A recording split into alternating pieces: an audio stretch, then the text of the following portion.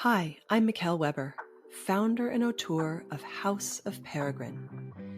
Expat, immigrant, pioneer, none of these were a fit, but Peregrine describes what we are all about perfectly. Those that craft their life story with intention. I've spent the last 6 years in awe of the life-changing connections and stories I have experienced while living abroad, and believe it is time for this adventure to be recognized, celebrated, and elevated to the life stage that it is. Through these interviews, I hope to connect those living internationally more deeply to both the place they are living and with themselves and those around them. We cover everything from international finances and meaning-making to global parenting and relationships to make your time abroad more intentional, edifying, and full of beauty. Find us at houseofperegrine.com, where you can find more ways to connect with the ethos of Peregrine. I hope you enjoy today's guest. Let's get started. Hello, everyone, and welcome back to the House of Peregrine podcast. Today, I'm excited to welcome Astrid Niels. She is a certified relationship coach, and through her coaching company, Happy Thinking, she assists men and women to find and keep their ideal partner by embracing and embodying love. Astrid, I am so happy to have you on today. Thank you for coming on and speaking to us. Yes, so thank you for having me. I'm really excited, and also thank you for making the topic which we are going to discuss discussable. Yeah, absolutely. So I want you to introduce yourself to everybody, but you and I actually met at an event with another mutual friend of ours, a perfume smelling event, which was really lovely. And so we got to know each other blindfolded in smelling all these crazy smells first. And then we got to talk about what you were up to. And so tell everybody maybe just a little background about how you got started in the space, and then we can move into the juicy stuff.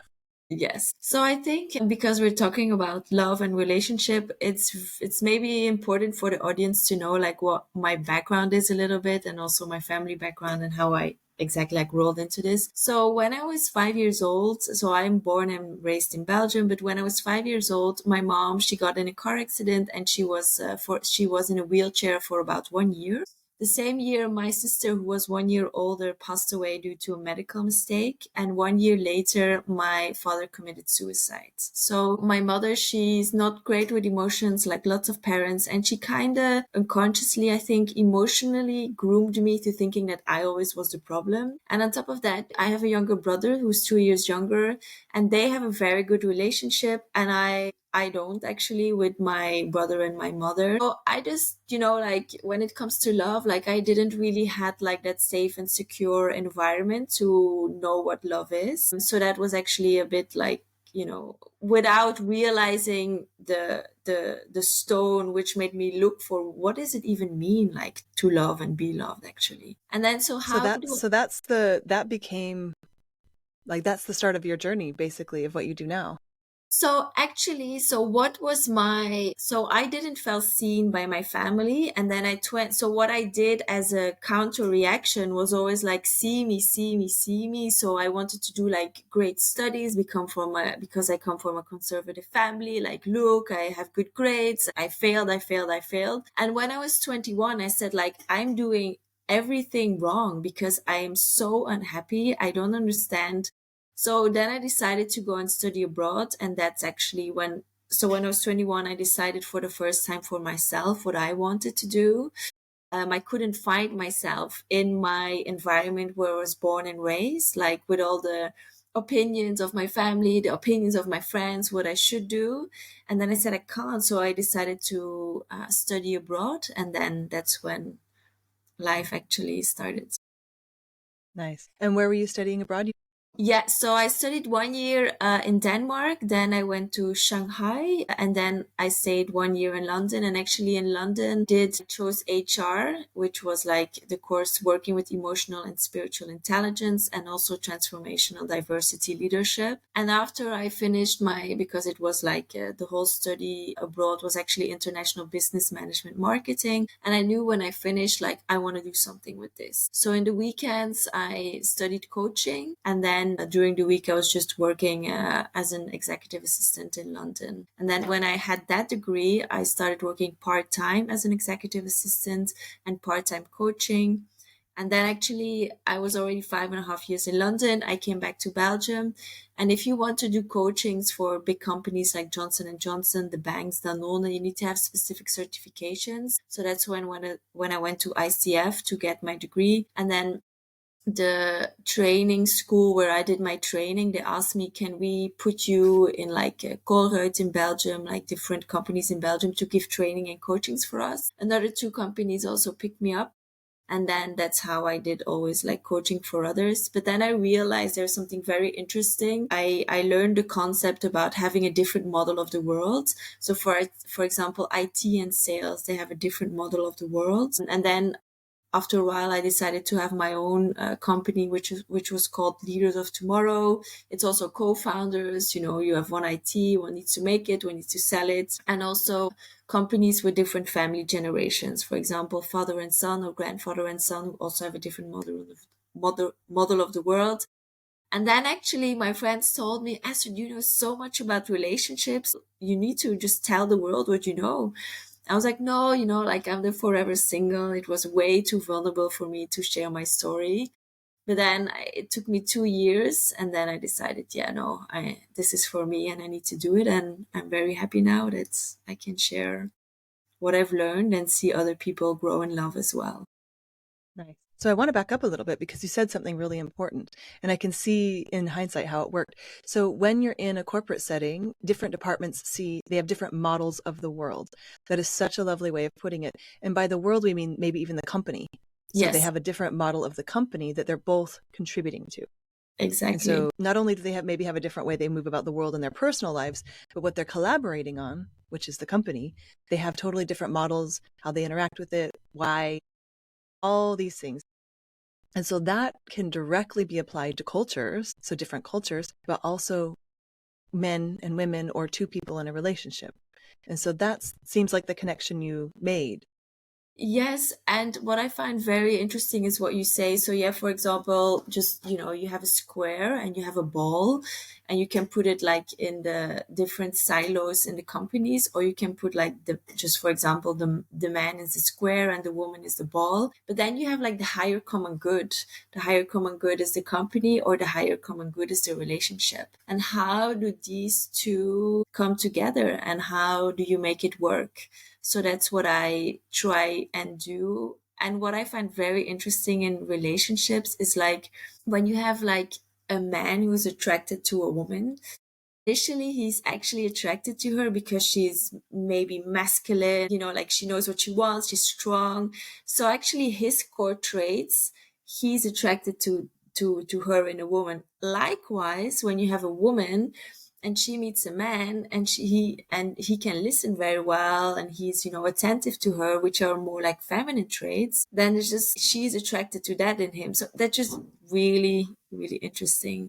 Yeah, it's rich. And when we say masculine and feminine, I think we both understand that masculine and feminine exists in every individual. Yes. And these, some people use, I know there's I can't remember his name, but he uses line and circle instead of masculine and feminine because often these words have so much baggage, or for better or worse.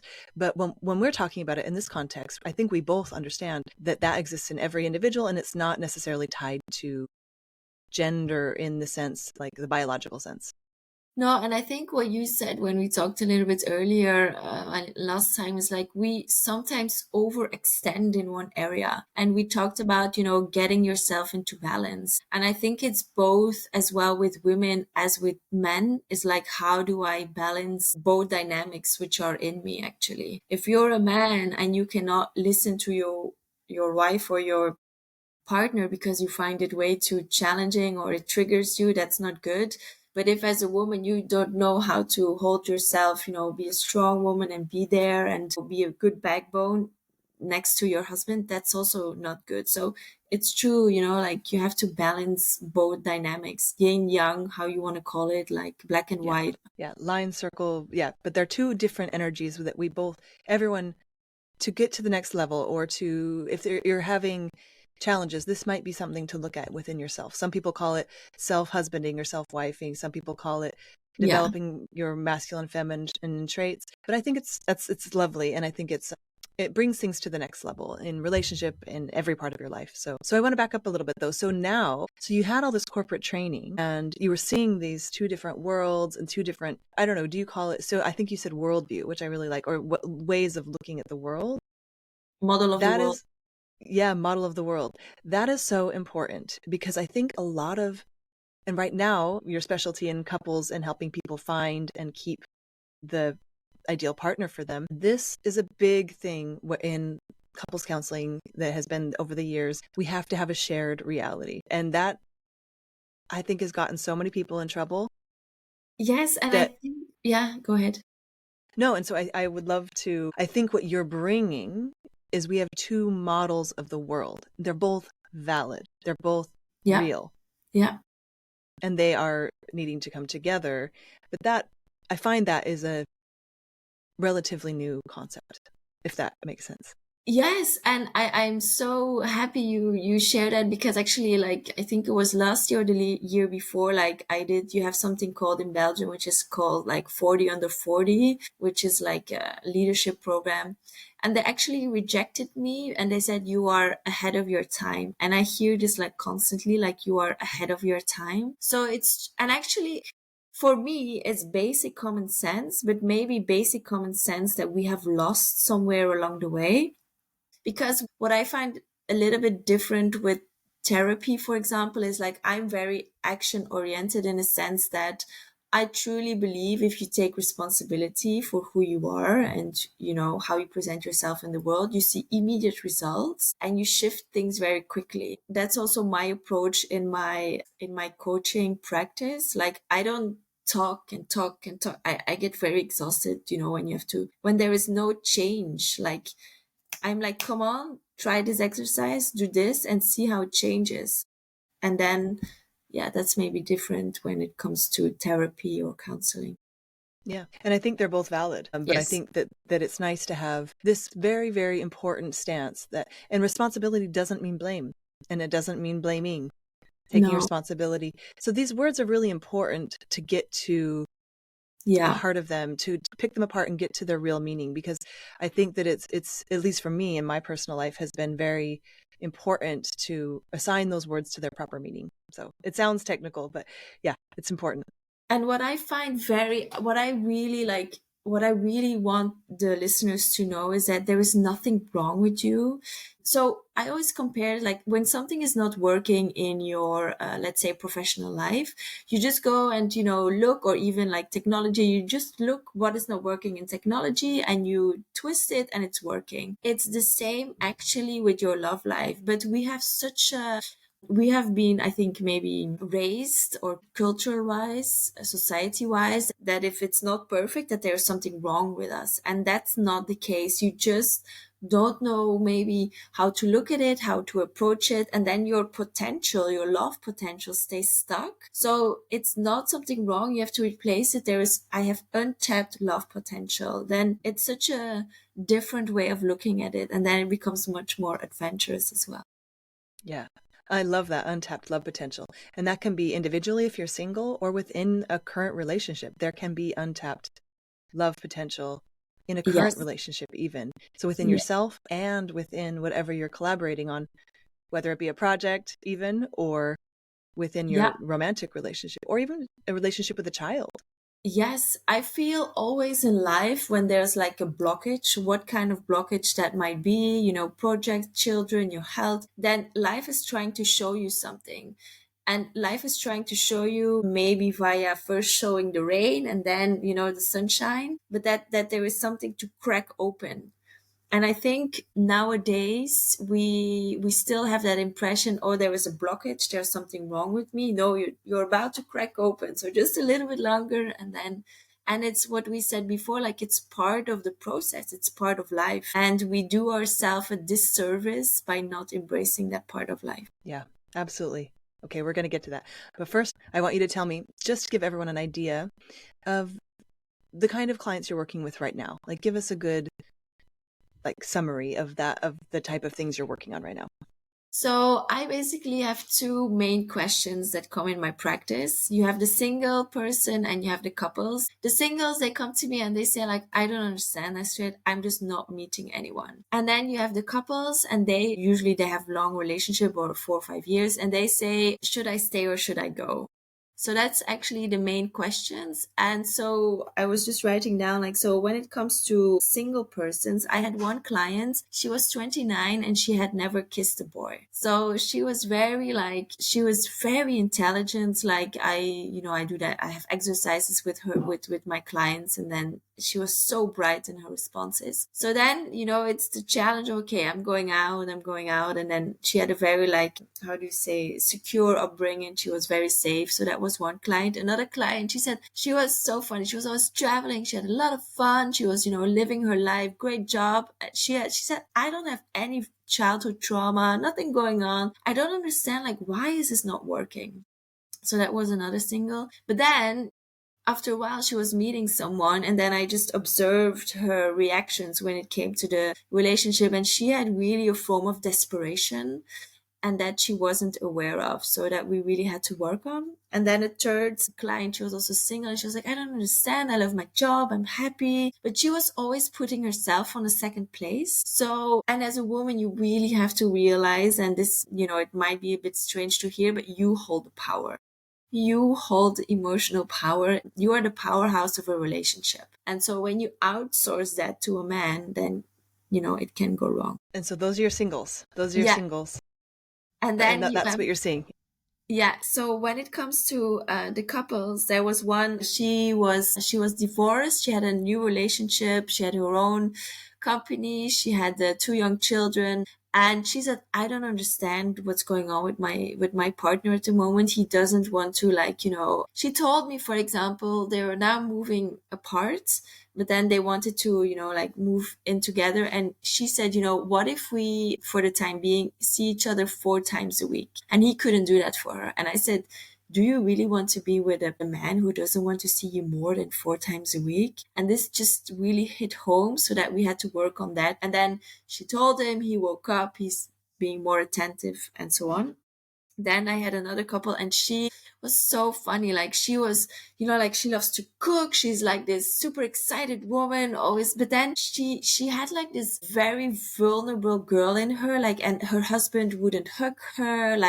He wouldn't be attentive to her. And then she said, I don't know, I'm just the man of the house, and we had to work on that. And then another. What was working on that? It was something unconscious in each of these cases. That's what I'm catching is in each of these cases, these people couldn't see that they were acting out of their subconscious. And so yes. With the singles, I can kind of get it, but with the little girl, she was subconsciously acting from this little girl place that then her husband was reacting to.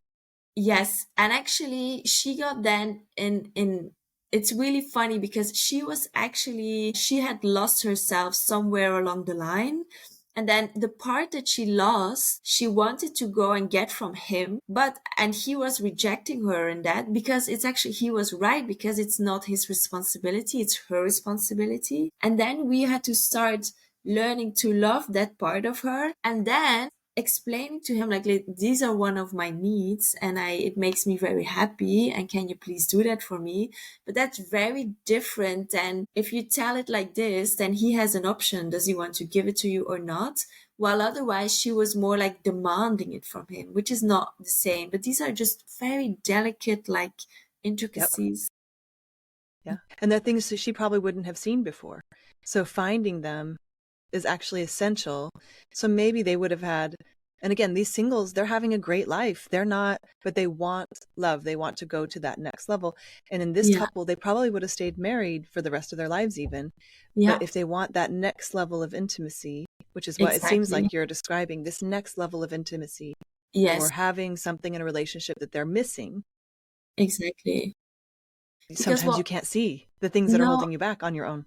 Yes. And what I find I'm very surprised that you phrase it that way, because nobody ever has phrased it that way. I'm aware, we try and intellectualize love, but you can't. It's something you have to feel and shift on the inside of your body. And that's what makes it sometimes really hard to explain to people what my work is all about, because there is something unconscious what they don't feel good about, and then they just leave it. But that's actually the signal that there is more to get. If something we have said to ourselves, it doesn't feel good, and it's okay that it doesn't feel good. And that's wrong. If it doesn't feel good, it means that there's something better for you out there. Yep. And And that's that doesn't always mean a new person. Because no, as we know, I mean, it can, of course it can. That like it should always be an option to break up and do all that stuff. That is a given. But we know when couples break up or when singles keep cycling through people that the same problems arise and the common denominator is you. And yes. so that those are the things we don't want to find out after that are Yeah, I just want to that like high five you. Yes. yeah, yeah, high five. But that's the kind of stuff you're looking for, which is like, hey, it's not always the other person, that it's the combination, of course, but they're bringing out something in Yeah. you that's always going to be there, whether you're with this person or the next person or single Yeah. or partnered. And may I ask you how, because that's such a valuable insight, if just the listener would understand this, how did you figure out for yourself that that's how it works? Well, I've been married for 21 years now, Yeah. to the same person. And we have a very intentional goal of staying together. Like we really, yeah, I mean, we are very dedicated to each other. Mm, But we're very, very driven, both of us. And so it really, we see it as a investment and project into our lives, not because we don't think we could be happy with other people, because we know we could. So it's really been an act of devotion to make sure that we're reaching our fullest potential with each other and hoping that means that we can do every stage of relationship and life together. yeah. But that's taken I mean, it really is an act of devotion. The Yeah. other thing is, and I think maybe you're on the scale, I don't know if you've heard this, there's a gifted scale for noticing these things. And so I don't know if I have a feeling if you haven't, you should check it out. There's a kind of gifted we know about that's like academically gifted or sports, they're really good at sports, but there's more levels. And I'll reference the work in the show notes, but there's a whole bunch, there's a group, it's an international group, and I wish I could remember the name. Intergifted, I think, is what the name is. And they go over the other kinds of giftedness. And I've realized in the last few years that I'm gifted in this part. I can see systems, I can see how they're not working. That doesn't mean I can identify it in myself. That's where I always have coaches and therapists that help me. I'm like, I'm stuck. I can't see. There's a shadow. There's a problem. So that's how I've learned, is through really devotion Yeah. to my own romantic life, I think, yeah. being really high potential. Yeah, I think act of devotion, I think that's such a beautiful word, because we have lost, and that's in the end what it's about. And then secondly, what you said, to normalize that when you can't see something, to go and get help. But it sounds like it's a weakness, but I think it's strength to surround yourself with business coaches, with therapists, with hormone coaches, food coaches, whatever. Somatic coaches. Yep. Exactly. And what you said, like psychedelics, like everything. Yeah. It's, And everyone knows on this podcast that I've definitely been in the cutting edge of psychedelic work in relationships. And that helps. It's not necessary, but for me, it's been part of my journey. And so what I think you're doing is actually, in a way, what you can get to is psychedelics as well. So somatics, psychedelics, exercises, it really is about the things that you cannot see on your own. You're not an expert. Again, that goes to, if you want this potential, if you want this next level of potential. And for me, it's a devotion to myself first. I want to have a great love story. And that, whether that's with, and this is not for anything but my partner, but I made a promise to myself very young that I would not be married unless I was having a great love story. And that it comes true today. I'm 42. Like, I made that promise to myself when I was 6, so I think for me, it's one of my innovations in life. That's the very long answer to your question. But I yes, but I really want think to it's share just, it. yeah, Yeah. but I'm just really happy to have someone else tell that as well, and not only Yeah. me, because I think if people could look at it that way, their life would expand love wise, like one, two, Yep. three. Yep. Love wise. Every way, actually. Every relationship improves if you do this work. And I'm on it for life. Like it never ends. So it's anyway. So, but these unseen things and these, I think in couples therapy, often if it's just talking and it's just, there's a place for it, it's super helpful to get you unstuck in certain ways. But without the maybe recognition that there are darker energies or things that you don't see. Sometimes people call them shadows. Sometimes people call them blocks. Sometimes people call them unexamined parts. There's so much language for it, but what we're really doing is identifying the seen and the unseen, right? So we're taking two people, cultures in accompanying departments, realizing they have a unique blueprint of the world. I keep forgetting how you put it. It was A so good. model of the world, model of the world. Yeah. Unique model of the world. And then how do they collaborate together in the most like generative way they can for both people? And that's revolutionary, it turns out. Yes, I'm very happy you say that, because I've experienced that as well. And I think it comes back to, like the common goal, like the devotion is the relationship, first and foremost for yourself, and then together with other people and for the company or the relationship. And what I've come to realize, if something, you maybe say, okay, I need to leave, or if something is the best decision for you. Maybe it means like having a difficult conversation, leaving the company, whatever in the relationship. It's also immediately the best thing for the other person. So we sometimes think, oh my God, this person, I have to have a challenging conversation. Sometimes the other person he or she needs to hear that. And then if something feels good for you, it's automatically going to be the best decision for the other person as well. If they agree, yeah. If they also feel good. Well, actually, also sometimes when they don't feel good, like in the long run, maybe not immediately, but they will see that that was the best thing to do for both parties. Yeah. And that happens all the time in relationships and jobs, right? Yes, You and see job. the best thing that ever happened to you is being fired sometimes, Yes. or firing someone you really didn't want to, or sometimes the best thing is ending a relationship and it's the best thing that happened to you, whether you were the one doing it or the one that Yeah. had it done. But what I really see when it comes to couples who have been married, for example, for 20 years, and I think I told you previously, like there has been like a betrayal, like he betrayed her for 2 years, another couple, he also betrayed her for a couple of months, and another couple, he also, and then there was another couple, she. And then what I came to realize with all of the four couples, in the end, they don't want to leave the relationship, that the other person or the betrayal is showing, actually is bringing to light that there is something lacking in the person. It has never ever anything to do with the other person. Obviously, I don't agree that, going to another person because you are lacking within yourself something, that's something good, because it's like you said previously, like, so person A doesn't feel good in the relationship anymore. He thinks that going to another person will solve this void within them, which then he realizes that it's not. And then the real work can happen. Yeah. And this is often, I mean, we're stepping onto the work of Esther Perel, where she's been working for decades about this. Her work was finding that sometimes that's the beginning of a new phase of a relationship. Yeah, exactly. And then not I always, think, and it's not right, but it is true. yeah, it's true. And I usually see when you hit like a block or a different phase in the relationship, it's like, to me, it's not a block. It's not nice usually, but it's an invitation to start loving on a deeper level. That's what it is to me. Yeah, Yeah, it's a death always. portal. It's a Yeah. death portal. Yeah, exactly. And you are hatching a new relationship or a new kind of relationship.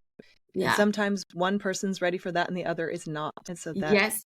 those differing layers of intimacy are really, this is the stuff poets write about through the centuries, right? Like, this is why you can write sonnets and sonnets and sonnets, and people continue to make love stories, and it's really telling the story over and over again. And so when we can go, we can go so many directions with this, but the thing I want people to know is that this is normal. Yes. Yeah. And some people don't ever go to these levels of intimacy. They stay more surface, or what I like to call, or I've heard called, role mates in a marriage, or like you said, forever single. This Yeah. is a fine way of living. This is totally normal. This is, in fact, celebrated, in fact, in our culture in some ways. And so this is information for people who really are either in a transition that they've been dragged into somehow through a betrayal, or their partner wants to go deeper, or they're running into blocks. So it really is almost an honor to have these experiences, in my opinion.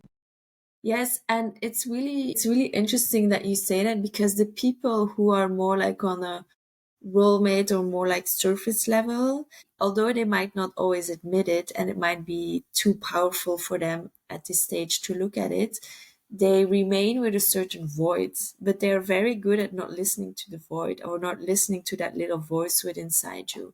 But deep down, we are human beings having we are spiritual beings having a human experience, and the goal of life is to expand the soul, actually. So what you're doing, if you stay in relationships which are more like brother sister relationships, you are blocking your expansion, and blocking your expansion will never feel good, and it will, maybe not in this life, maybe in another life, will keep up with you. But that's true, it's not for everybody to. But I'm always curious to find out what is a good way to have people know that it's more like I always say you have to look at like when you go on a roller coaster.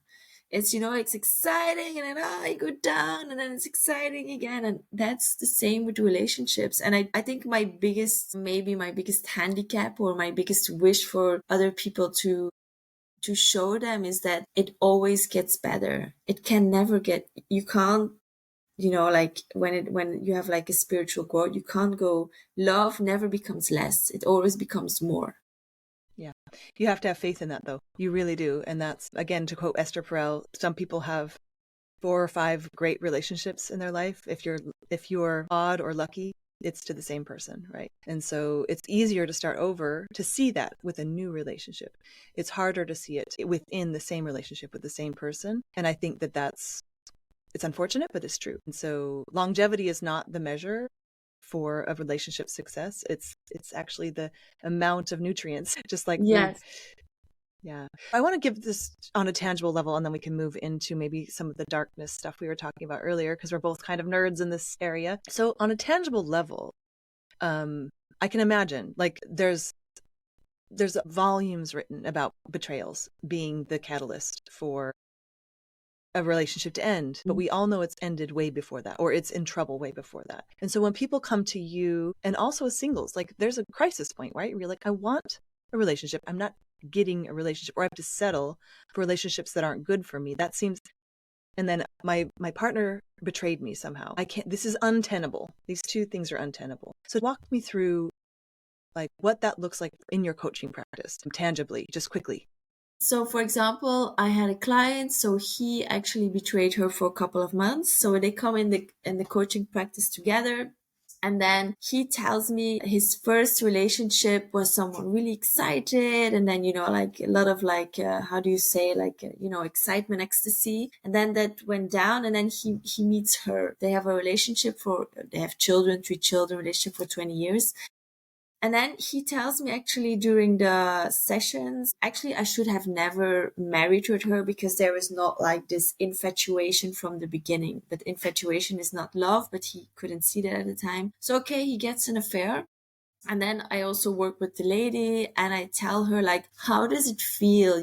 Like you have to constantly wait. Is he going back to her? Is he choosing you? Like, what is it? And she tells me it's just breaking me like 20,000 pieces. And I said, and that's what I said. That's your guideline. You cannot tolerate that someone breaks you in 20,000 pieces whatsoever. Never, with family, with no one. Okay, so what happens? Then she said, okay, well, he needs to leave then. So he leaves, he gets an apartment with his mistress. And after, not joking, 1 week, he realizes he has made the biggest mistake of his life. So he wants to come back to her. And then I said, okay, now he wants to come back to you. Like, how do you feel about it? Well, she said, I'm actually very happy. During the process, I learned what it means to choose for myself first. And it's what you said at the beginning as well. Like, you have to choose for yourself first. And now from this choosing myself first, he can enter. but not like I have forgotten everything, but just like very slowly he's allowed to come back into my life. And then she realizes that she also had like she also was responsible for what had happened because she lost herself in the process. And you can never lose yourself in the process. You're first devoted to yourself, and then you can be devoted to someone else. Yeah.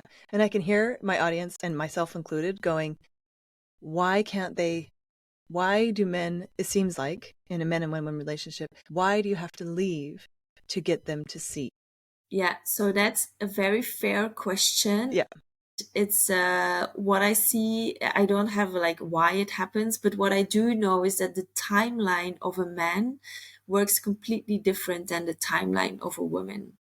So that's one thing. What I mean by that is, so the other couple now who are, wanting to move together, look, so he says, okay, I want to move together. And then she asks when. 2025, he says.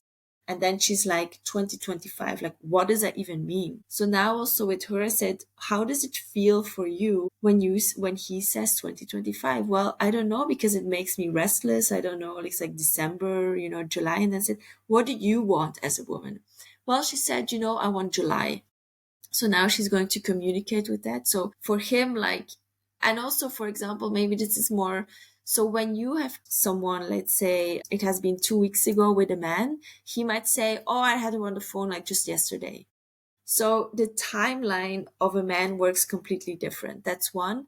And the reason behind it might be that commitment for a man, it's a very big thing. And it might be a little bit hard to grasp, but when you enter another layer into a relationship, you have to commit on another layer, first within yourself and then in the relationship. So that might be to understand the dynamics. Yeah. And we're speaking at such an abstract level, but what you're saying is it's something that we don't want to accept always, but it's not informed by what we want. It's informed in the cultural overlays we have, in the DNA of us. There are stories. And this is what I'm a woman who did a TED Talk about blockchain and how it can help women have economic freedom, like in a relationship. And so these are not things that are convenient to realize. You think the world works differently, but we can't deny that we are different, and not everyone's the same. Not all men are the same, not all women are the same.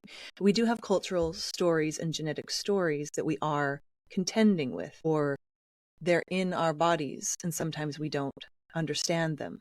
Yeah. And so if you can understand them, whether you like them or not, it can bring more peace and understanding. And so I think it's really triggering, at least it has been in the past for me, to hear things like men are on a different timeline. Yeah. And that's it can be a very triggering thing to hear. Like, well, why do I always have to be on his timeline?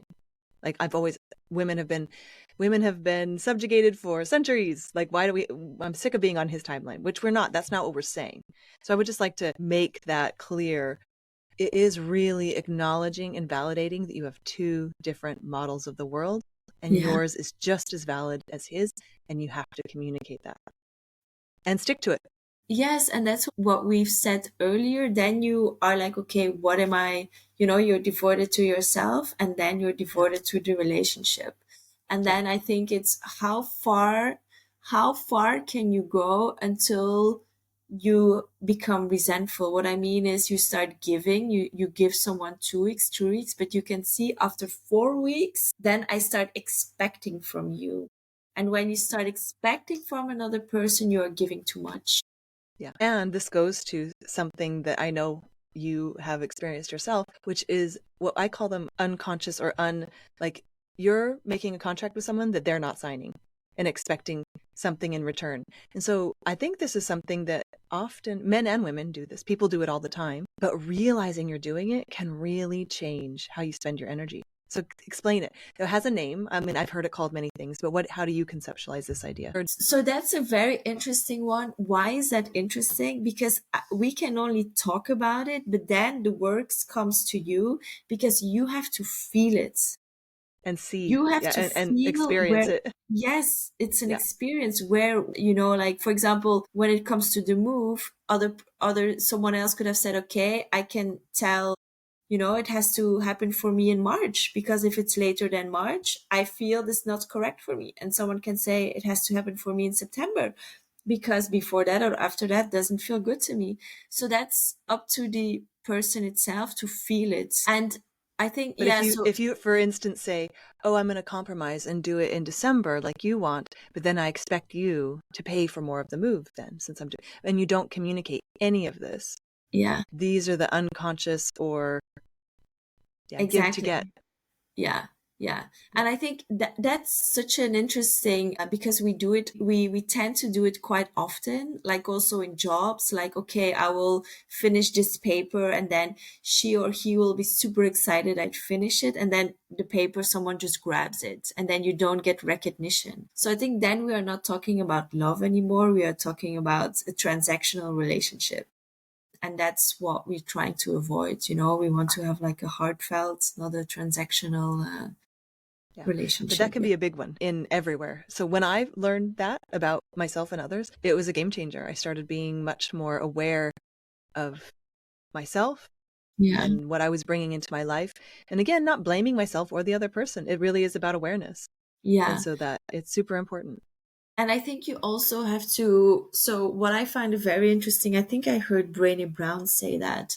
She said, like, my husband and I, what we do is, like, for example, we come home and we say, like, if your cup is, full 100% and it's like not full at 0%, okay, I'm a solid 20, or I'm a solid 30, or I'm a solid 80 today. And then as a couple, you come together. And what do you do? I think it's most challenging when one person is 5 and the other person is just a 10. So then you have to go and talk to each other and say, look, I'm a 5, I'm a 10. How do we going to manage this? Because we're both really empty. Yeah. Yeah. Yeah. These are basic, really good things. So I want to bring this to international couples really quickly, because I know you have experience here. And so every relationship, work, every relationship you have in your life is going through these cycles of depth and So when you move abroad, in my opinion, and I want to hear your opinion on this, it speeds things up. Yeah. Or Why it is can. that? Yeah. Why is that? Like, tell me about that when you're working with either two people from two different cultures, because men and women are kind of different cultures to start with, but then add layers to that. You're from two different countries. You're from the same country, but you're in another country. It put us an accelerant on these things, I think. I think when you are put in another, no, basically when your comfort is taken away, your comfort of everyone, you have a support system, you can call your mom, your family. When everything of that is taken away, you're faced with like, whoa, how do I interact with these type of cultures? And you are forced to have to unconsciously, you are constantly having mirrors, because when you are in another country, so for example, I lived in Shanghai for a while, like people, like they spit, like in Belgium, we don't spit when we don't like something. And for there, it's completely normal. So you are really, what you are taking for granted, it's maybe not something you take for granted. And it's the same and then you start realizing about other stuff about yourself. It's the same when you have different religions. For example, when you are Jewish and you are like a Christian, how does that merge? Like, how does it work? So there's just like, yeah, like everything what you thought was normal, the ideas, the cultures, the societal norms suddenly are like, oh, maybe that's not normal. And then you go into self-reflection. And I think that self-reflection speeds up the process. Well, you go into self-reflection, or you can go into, which I've seen in myself and others, this isn't right. This isn't how it's done. And you become the arbiter of what is proper and right, standing in another country. Yeah. And people get in a lot of trouble, and in relationships as well, right? You're the arbiter. You become the arbiter. Unless you self-reflect, you suddenly become the arbiter of what Yeah. is right and wrong. And that is, And my coach once asked me, Astrid, who decides what is right or wrong? Who decides that? And until this day, like, I'm like, yeah, I can see now what she means. But at the time, I was like, what? Like, hitting someone, like, it's not okay. yeah. Yeah. And who decides? And so this is where I'd love to. So in my experience, so getting to when you start uncovering these layers, whether it's through an international move, which I feel like I've been through all stages of this. So when my partner and I are from the same culture, more or less, but when we moved here, I started pulling apart or I guess I always say there's a cult in every culture. And so when you're outside of your culture, you start to see, again, cult is a strong word. I use it kind of in a funny way, Yeah. but you see that what right and wrong really is cultural, right? Yes. And so, and you're kind of following it. You're kind of going, oh yeah, yeah, yeah. I don't like that. I don't like whatever your culture you're in. So I'm from the US, so it's either like Trump or no Trump, right? Like that's a cult, in my opinion. Like you say, Yeah. oh yeah, I don't like him, or I do like him. And then you go on your merry way and you feel comfortable, right? But when you're Yeah. outside of your culture, you start doing that. You are confronted, like you said, with mirrors. It's a great way. You're constantly, so you can either, and so I started growing in a different way than my partner did. And he was still he was on a different journey. And Yeah. so we had to find out that we were on a different journey in our international journeys. And then Yeah. we had to validate it. We had to Yeah. be like, hey, your journey's different. And so then we were on a journey together of, do we stay here? Do we go? And every year we go through this. Do we stay here? Do we go to another country or go back home? And we reevaluate. So that's being really conscious about it. But if you move here and you're having two different experiences in a relationship, that comes with challenges and that speeds things up. So affairs happen a lot. There's a high incidence of people who were living abroad getting divorced. Like there's super high chance that if you move abroad, your relationship will go through a hard time. And so I want you just to talk in depth about that for a second, about Yeah. what we can do, what it looks like, all that I stuff. think it all starts with awareness. So being conscious that you might, well, if you go abroad for a job, you still might have the same company, you still might have the same structure, but you need to be aware that when it comes to a personal relationship, that structure, your house, your habits is all going to fall apart, and you don't have that backbone because you need to become a new backbone. While when it comes to the company, you have the company as a backbone, you have the rules, regulations, whatsoever. You don't have that backbone. So you need to be aware that you need to become a new and upgraded backbone. And then the question is, do you want to put effort in that? Do you want to do that? Do you want to take on that challenge, or do you don't want to take on that challenge? And I think people it's the same as what we've discussed before, only that it's another layer. It's another layer that you're completely out of your comfort zone, but that block, or that what looks like a block, it's also an opportunity for growth, to grow in love. And do you want to take on that opportunity, or just want to let it pass you by? Yeah. And sometimes you don't have a choice, because it really does, it takes away the choice of, from my experience, it takes any cracks or any, maybe like anything that was kind of a little thing in Yeah. your relationship, and it Yeah. makes it much bigger. You cannot ignore it anymore. No, you cannot ignore it. No. And that's quite an adventure. Like, it's quite an adventure. It leads to incredible growth. Yeah. But if you're not aware of it, it's just a wild ride. And I think So yeah, it's great opportunity. Like it's like if you, I mean, at the beginning it can look like an adventure. Yes, I agree. But if you look afterwards, don't you think it was one of the greatest opportunities of your life? Maybe. yeah, it's a new level of education. And so that's why I'm hoping to bring this home in a tangible way for people, because it is a beautiful thing to let. I mean, there's a saying, right? Like, men get married hoping women don't change, or women get married hoping men don't change, and men get married hoping women never change. And I hate that saying. I think it's really destructive. But I don't know what planet you live on, but planet Earth, like, everything's always changing, and that includes relationships. And so how you do that, it's like going to university or something. Like, you really have to embrace it. Yeah. But I want And people if to you know want to it's make it, normal. tangible, I always ask, my clients to be like, okay, if you want, let's say, describe me the type of man you want, like characteristic wise. And then I said, what type of woman is that man going to fall in love with? I do it even if couples.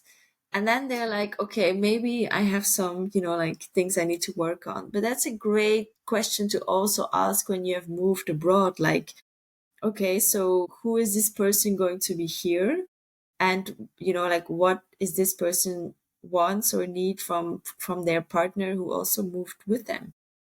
Yep. And I see this come up especially when they've changed roles. So if one is coming for the other's job and they suddenly take on, they can't work for some reason and they've been both working, and one of them suddenly takes on the household and they've completely, that's a journey on its own. And so they completely change into a person maybe that the other person isn't interested in anymore, but they didn't do that consciously. And so, there's multiple ways out of that, including coming to see you, but it is in a reality. And I think one way to what I have couples do sometimes is they have, like, it sounds maybe a little bit corny, but like they have a weekly meeting, they have a monthly meeting, and they have a quarterly meeting.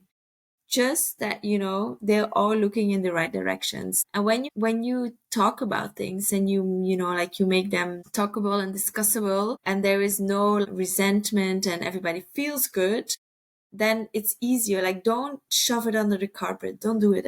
That's not good. Yeah. You got to take the scary things away and make them discussable. Yeah. That makes total sense. And so when you see people, what are you interested in right now? We spoke briefly about this. So you can get people back on track. You can get people back on track with their relationship. Do I stay or do I go gets answered one way or another. Maybe that's the goal with you. And then they move forward and inevitably something else comes up. But what are you seeing right now that you're like, it's really interesting you? So what I said earlier is, like, I'm very interested now in the dynamics or good and bad. So I'm a little bit into Kabbalah just to learn, like, when I have, like, so what I always say, someone who has a lot of light in them or a lot of love, they actually shine a light on the darker aspects of the other person. So, which means that I'm very interested in now how actually love works. And what I mean by that is, without experiencing all of these darker emotions, and that doesn't mean that you have to stay longer in the darker emotions than necessary, but also not shorten them than necessary and just let them be. And I'm in that process of, why is that? Like, how come is that? And I'm just really keen in this moment. If I feel empty on the inside, I have like a reflection now. Okay, Astrid, you feel empty on the inside. You need to take a step back. You need to, it's your responsibility to replenish that hole, that void. And then you go out again. It's It's not a really powerful signal. That's a really powerful signal. Yeah. What can I bring to the relationship instead of what, or in life in general, instead of what can I take? Or what's wrong? Yeah, exactly. There is nothing wrong. It's just you have a void. And if you learn how to fill that void within yourself without anyone else, you have mastered life, I think. Yeah. Yeah. And sometimes you need to collaborate on something, right? Like, this isn't going well for me, but from a place of knowing, self-knowing. And that can't come, like you said, without knowing the darker or the less convenient. So we're talking about anger. We're talking about Sadness. We're talking about maybe stories that are in our body that we don't like. Men have this a lot where they're like, I realized I do have these stories about women that I'm acting unconsciously out of. Women have this with men, right? They're afraid of them. They don't realize they're afraid of them. And so these are all, it's not just darker emotions, but it could be darker stories. It could be unconscious beliefs. And so how does Kabbalah play into this? Well, so I think what was for me very interesting is that Kabbalah says somewhere, like, unless your energy is good, don't go out of the house. Just make sure you collect yourself and then go. And then I came to realize, if you apply that principle to relationships, you are not going to ask from your partner, oh, I feel I need a hug. You always realize that you are giving something instead of taking. So when I was very younger, I had like this, I was entitled in a sense that when I was feeling bad, I was like, oh, my partner needs to give me a hug. My partner needs to listen to me. No, nobody owes you anything, darling. Never. Until you die, nobody owes you anything. So that's just, it makes the relationship so much lighter. If partner A does that and partner B does that, then the relationship is just always like, it's just flowing and it's light. I'm not saying everything is just light, but it's what Esther Perel also says, like, we are expecting from a partner. He's a great sex partner. He's our therapist. He's our best friend. He's a dad. He does also help. It's just way too much for one person.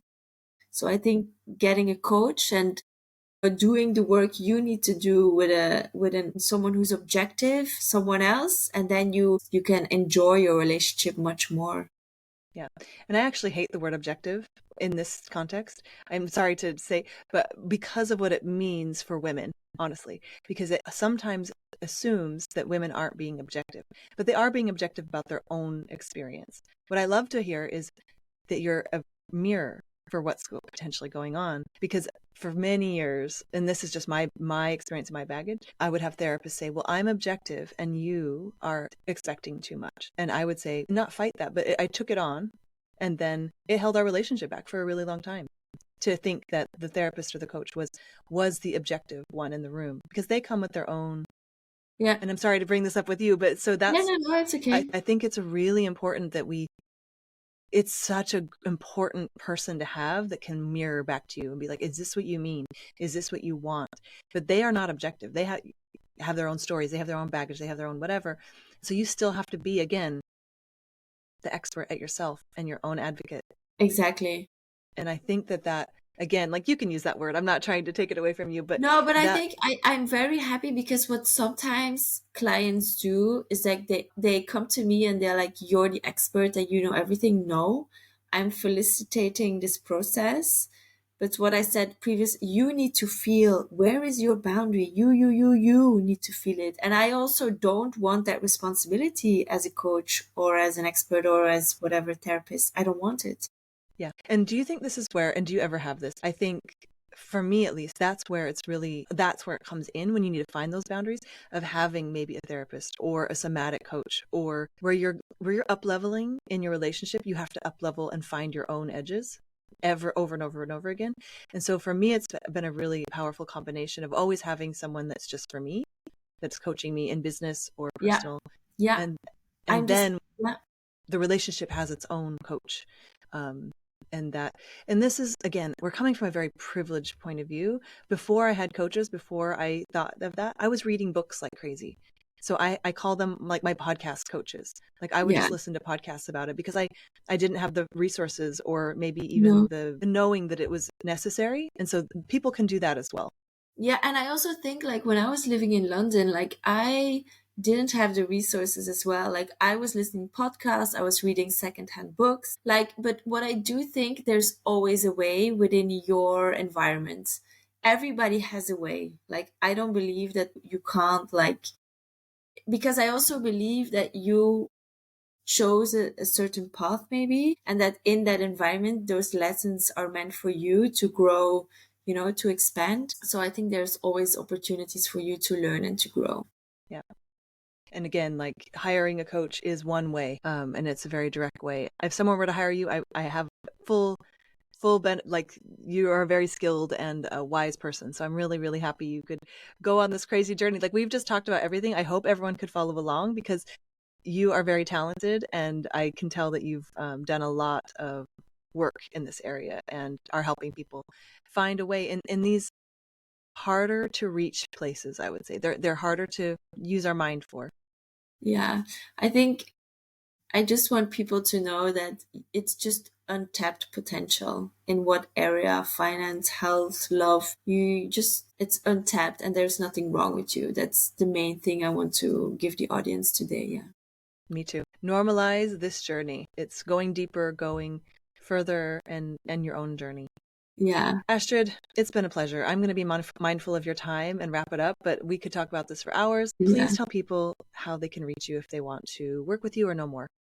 So they can follow me so my website is happythinking.me, so M from mother and E from Eric. They can find me on Instagram as well, happythinking.me, or on LinkedIn, Astrid Niels, and they can just send me a message, and we will get talking. And you help people from around the world. Like, yeah, I do. I have an international clientele. Okay, cool. All right, we'll put that below. And thank you so much for joining us. Thank you, everyone, for following along. Please feel free to like and subscribe to our channel, and find Astrid if you would like to know more about her practice. Yeah. Thank you so much, Michelle. Thank you so much. Okay, that's it for today. I hope you've enjoyed our show.